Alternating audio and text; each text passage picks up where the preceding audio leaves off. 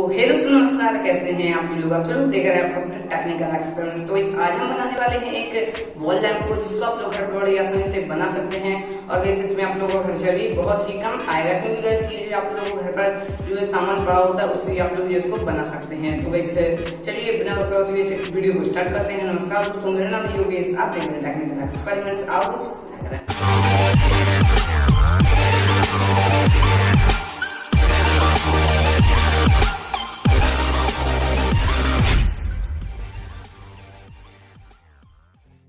तो गाइस आप लोग यहाँ पर